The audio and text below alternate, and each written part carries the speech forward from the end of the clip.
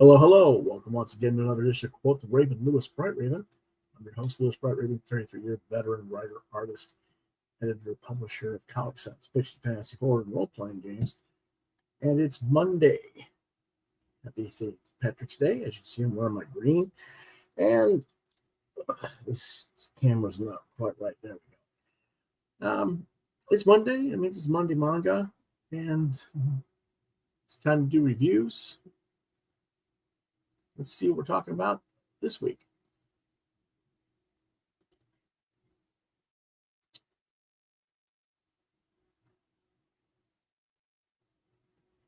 I'm talking about Ghost in the Shell,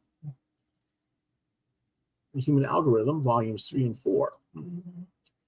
Publisher Kodansha Comics, writer Junichi Fujisako with a translation by Stephen Kohler, artist Yuki Yoshimoto, lettering by Paige Pumphrey, editor, English edition is Andres Oliver.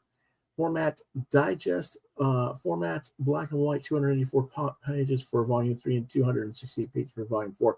That's actual story pages. There's a little bit more pages in the actual books. Age rate is 16 plus for violence and nudity.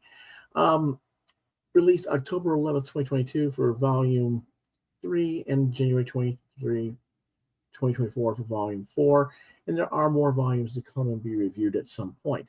What is it about? Kodansha and rookie operative Tsunagi at Section 9 have been sent north following reports that Major Kanagi's unofficial body was seen in the city of Tsuwa, and some rumors in Matua and Shishikawa, hundreds of miles south, infiltrate the ranks of criminal organization in Okinawa.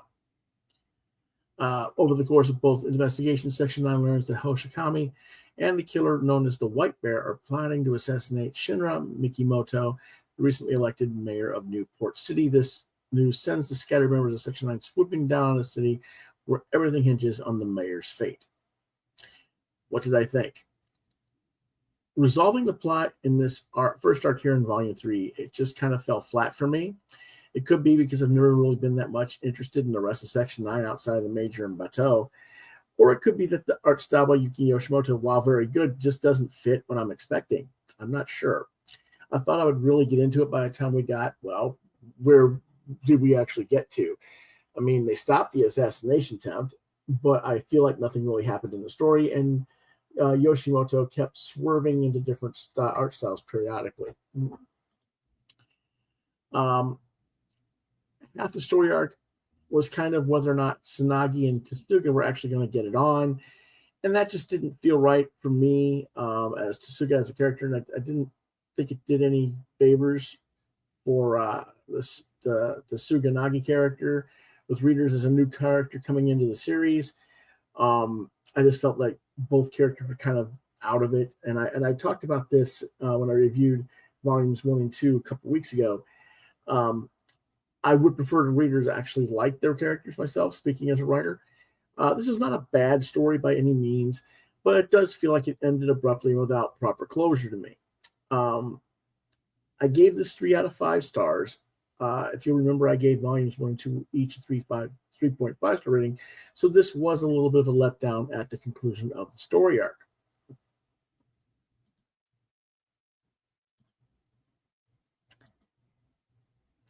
So let's talk about Volume 4. Tsuga and Tsunagi are racing after a fleeing suspect when a van suddenly slams into the suspect car, killing the van driver instantly. As Tsuga hooks into the man's cyberbrain, he sees residual images of a group of children and a masked figure who says, "I am a warrior." Later, an autopsy yields a shocking revelation. The driver was killed not by the collision, but by a neurotoxin derived from the venom of an African black mamba. Section 9 needs answers, so Tsuga and Tsunagi get sent halfway across the world to the Sahel Special Economic Zone. Volume 4 launches a separate story arc involving the situation in the sub-Saharan Africa in the Sahel region. This is a new territory for the Ghost in the Shell franchise, and it does work very well. There's tension brewing between 2 rival ethnic groups, and revolution is about to erupt. While Bateau is training potential insurgents, and he's doing that undercover. Tagusa and Tsunagi again poses a couple to investigate corruption and cybercrime in the Sahil's shiny new high-tech megalopolis. What did I think of this version? Yoshimoto's character art is incredibly well observed and realistic, especially the African black characters. It's extremely rare to see black characters in manga at all, and when you do see them, they aren't really visually represented as black so much as a white person with a grayscale tan to infer ethnicity. Here, however, the character's shading and toning is exquisite and really makes the characters come to life. I also think Fujisaka has done very well to create some complex and sympathetic new characters who make understandable, yet still questionable and tragic decisions with at times disastrous results. And they aren't quite as forced with the Tsuga Tsunagi relationship this time. Tsuga is much more straightforward and to the point in the storyline, and Tsunagi seems more settled into her own role, so the forced tensions between them in the first 3 volumes are much more subdued, and the focus is more on the plot of the story, which takes the pacing up a notch, and the story feels like it's going somewhere, whereas the first 3 volumes were dragging in spots because they were just kind of playing too much to that relationship. I think the creative team got the hint and dropped the pseudo-romance subplot, for at least the time being. On the other hand, we never did get a satisfactory conclusion in the first arc, so have all this new matter in Volume 4, while well conceived, better than the first arc. I don't know. I think it's just that it isn't quite Ghost in the Shell without the Major for me. I'm going to keep reading the series because the books are reasonably solid, and this plot of Tricycle Revolution, the human trafficking angle, revisiting the angle for child trafficking that was played up in the anime, Ghost in the Shell 2 Innocence from 2004, there does seem to be a more serious tone and intent for this next chapter. I'm going to give this one a 4 out of 5. So overall, so far, we've had 2 3.5s, a 3, and a 4. So overall, series rating still so far is around a 3.5. Okay. Next week, we're going to be reviewing Area 88, the 1980s American manga from Eclipse, which was one of the first 3 manga to be translated into English and published in North America. So strap in for some high-octane action, revenge, and romance in that series. Tomorrow, we'll be reviewing King Cryptid, issues 5 through 9 by Alterna Comics. We'll be exploring the print-on-demand comic site Indie Planet, and more.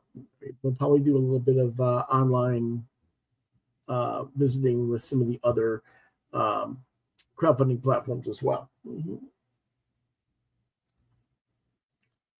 Thursday, my co-hosts Chris Hall and John Norris will be joining me, and these are just some of the books we'll be reviewing. Green Lantern Corps number 2, Creature Commandos number 5, Cruel Kingdom number 3, Usagi Yojimbo. I don't know where it's at right now. Hold on a second. What is it? 10,000 Plums? Yeah, 10,000 Plums number 1, Galaxy of Madness number 7, Goosebumps graphic novel, The Haunted Mask, Huge Detective number 4, and The Crow, Flesh and Bone number 1. And we'll also be reviewing quite a bit more. I believe we're going to be talking about Zootopia and Hercules number 1 and some other books as well. And whoops, there's something missing here. Okay, well, Friday we're going to be. Let me see what's going on. Where's the Friday one? It's not here. Okay. Well, Friday we're going to be revisiting the Friday night TV and movies, and our topic is the 2024 movie Robert Eggers' Nosferatu with Bill Skarsgård, Lily Rose Depp, Nicholas Hoult, and Willem Dafoe. So that'll be Friday. So that's our week looking ahead. And so if you want to reach out to me on social media, I'm on Facebook at Lewis.BrightRaven. at the Muskrat channel, as I call it, at Lewis Brightrave 2. DeviantArt.com/BrightRavens, where you can find some of my artwork. If you like this channel, we appreciate it if you'd hit the like and share buttons. It is Quoth the Raven, Lewis Brightraven. If you have questions or comments, suggestions of what you'd like to see us review, try Quoth the Raven LBR72@gmail.com. And if I don't get back to you, try Lewis Brightraven at yahoo.com.